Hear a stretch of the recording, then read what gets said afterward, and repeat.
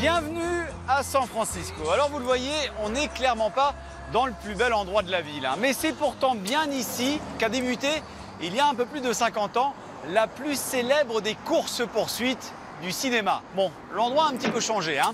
Ça vous dit rien? Un indice, écoutez la musique. Bon, et là, une voiture qui apparaît dans le rétro, dans les rues de San Francisco. Vous l'avez trouvé là, non? Allez, dernier indice, cette fameuse Dodge Charger va prendre Taylor Street ici et sauter sur les bumps avec aux fesses une Mustang. Là, je pense que vous avez trouvé. Il s'agit bien sûr de Bullitt avec Steve McQueen, l'histoire d'un détective chargé de protéger un témoin de la mafia. Mais un film surtout connu pour sa course-poursuite qui a révolutionné le genre et qui a offert à la Ford Mustang sa plus belle publicité. Et 50 ans après, le charme opère toujours. La preuve. Tadam! Voici la nouvelle Ford Mustang Bullitt. C'est la petite fille de la Fastback de 1968 que Steve McQueen pilote dans le film. Même couleur, même particularité.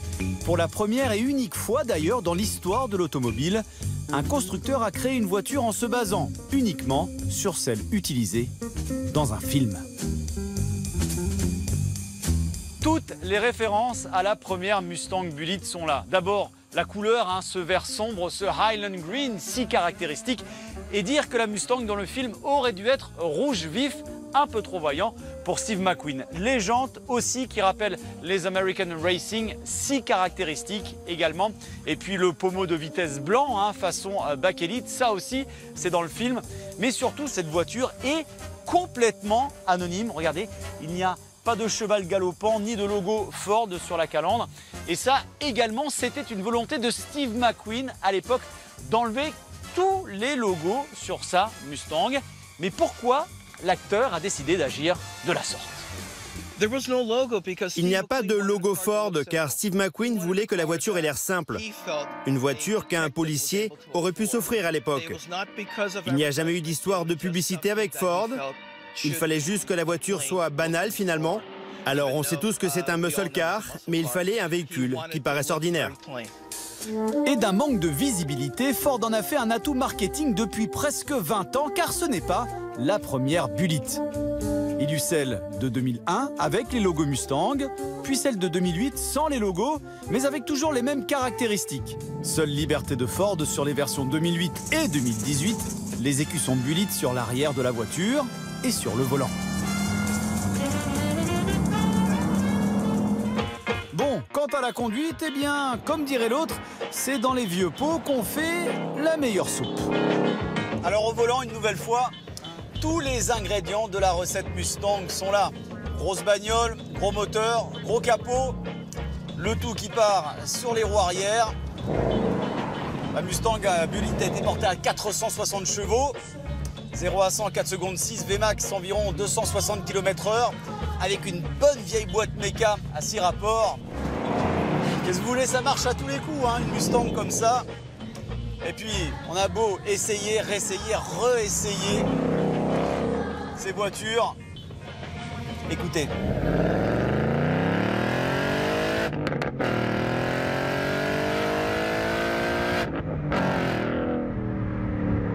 Comment ne pas avoir la banane quand on a une voiture avec un son pareil? Eh, ça le matin, vous la mettez en route et je peux vous assurer que tous les jours, vous faites yeah. Yeah.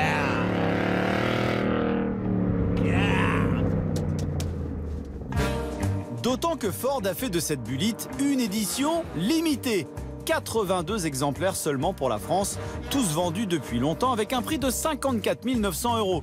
Même si elle est 7 000 € plus chère qu'une Mustang GT classique, les tarifs sont juste imbattables en rapport prix-puissance-plaisir.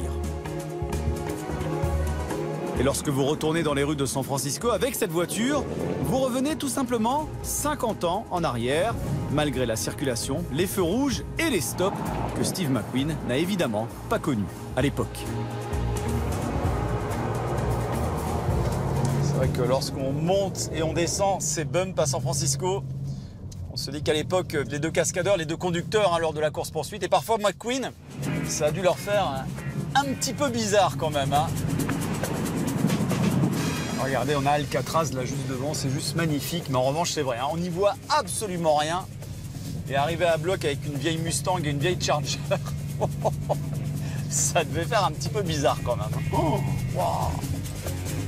Alors ils avaient une restriction, c'est de rouler pas plus vite que 80 km/h. Restriction qui n'a jamais été respectée bien sûr.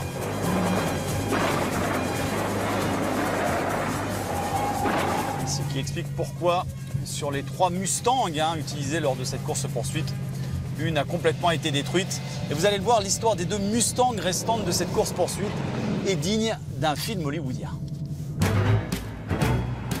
La première est réapparue en mars 2017. Ici, une épave qui bizarrement traînait dans une casse au Mexique. Mais c'est surtout la deuxième que tout le monde a traqué, le châssis numéro 559 qui a fait la majorité de la course-poursuite. On sait qu'à l'époque, la voiture a quitté San Francisco pour Los Angeles avant d'être récupérée par un policier du New Jersey sur la côte Est qui lui-même passera une annonce dans un magazine pour vendre la Bullitt, son prix, $6 000. La voiture sera achetée par un habitant du Tennessee et va disparaître pendant 4 décennies. Et pendant 40 ans, tous les amateurs du film vont chercher, vont fouiller, vont enquêter pour savoir ce que sont devenues ces fameuses Mustangs. L'une a été retrouvée, vous l'avez vu, dans une casse mexicaine, mais l'autre a été cachée pendant toutes ces années. Et il aura fallu attendre le cinquantenaire du film pour la voir réapparaître. Mesdames et messieurs, voici la Mustang Bullitt originale du film. Le châssis numéro 559 est réapparu début 2018 à l'occasion de la présentation de la nouvelle Mustang Bullitt. Un véritable coup de tonnerre et une merveille de marketing pour Ford qui ne pouvait espérer meilleure pub avec, excusez du peu, la petite fille de Steve McQueen en égérie. Alors, quelle a été l'histoire de la plus célèbre des voitures du cinéma pendant ces 40 ans où elle avait disparu ? Le propriétaire aujourd'hui, c'est lui, Sean Kernan, fils de l'homme qui a répondu à cette fameuse annonce et qui a acheté à l'époque pour $6 000 la Bullitt de Steve McQueen. Mon père l'a acheté parce que c'était une Mustang. Rien à voir avec le film. Non, pas du tout. Entre 1974 et 1980, mes parents la conduisaient tous les jours. Ma mère allait au boulot avec, on lui a mis 74 000 km au compteur, et puis mes parents ont décidé d'acheter une voiture plus pratique. Du coup, avec mon père, on s'est dit qu'on allait la conserver en l'état, mais sans jamais la restaurer complètement. Juste faire en sorte qu'elle puisse rouler convenablement. La Bullitt était donc destinée à tranquillement finir sa vie chez les Kernan dans l'anonymat le plus total. Mais c'était sans compter sur un homme qui avait engagé des détectives privés pour la retrouver, un certain Steve McQueen. C'est en 1977, quand McQueen a commencé à nous écrire, que l'on s'est rendu compte qu'on avait la véritable Bullitt à la maison. Mais bon, mon père aimait trop cette Mustang pour juste l'échanger contre une autre, comme le proposait McQueen. Il a donc décliné toutes ses offres. Et nous nous sommes procuré l'une des lettres de Steve McQueen adressée à la famille Kernan. Le ton est plutôt déterminé. Cher monsieur Kernan, je vous demande une nouvelle fois de me restituer ma Mustang. J'aimerais plutôt que de la restaurer, la garder dans le cercle familial, dans son état d'origine, telle qu'elle était dans le film. C'est un souhait personnel. Sincèrement, Steve McQueen. Mais le plus fou, c'est que comme McQueen le désirait finalement, la Bullitt est restée telle qu'elle était après cette course-poursuite. Une véritable pièce d'histoire.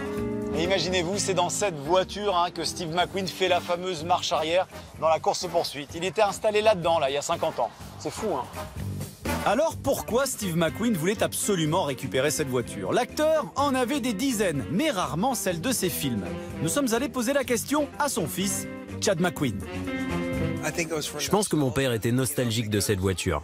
Parce qu'à conduire, franchement, c'était pas un cadeau. Mais il voulait un souvenir de ce film et il a beaucoup travaillé. Il s'est vraiment impliqué sur cette Mustang modifiée pour la course-poursuite avec le préparateur Max Balchowski. Si on prend les Porsche 917 du film Le Mans, elles sont arrivées prêtes à courir. Sur la Mustang, il y a eu beaucoup de boulot. Bon, le gars n'a pas voulu la vendre. Je le comprends, on est tous amoureux de nos voitures, non? Le mystère des Mustangs de Bullitt est donc finalement éclairci. Mais des énigmes subsistent, et notamment une en particulier.